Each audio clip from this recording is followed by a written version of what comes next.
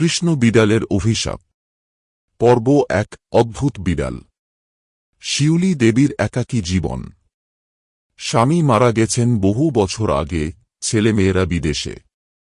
কলকাতার পুরনো বাড়িতে তিনি একাই থাকেন। সন্ধ্যা নামলে বাড়িটা আরও নিঃসঙ্গ হয়ে যায়। সেদিন বৃষ্টি হচ্ছিল।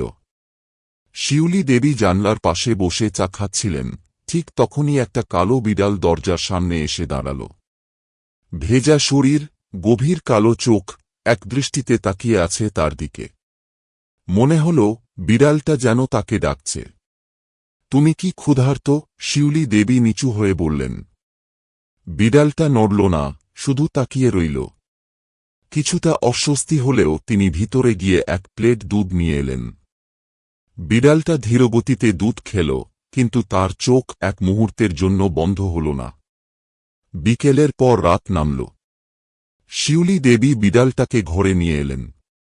বিড়ালটা চুপচাপ বিছানার পাশে বসে রইল, কিন্তু সে কখনো চোখ বন্ধ করল না। রাত গভীর হলে শিউলি দেবী অনুভব করলেন কেউ যেন তাকে দেখছে।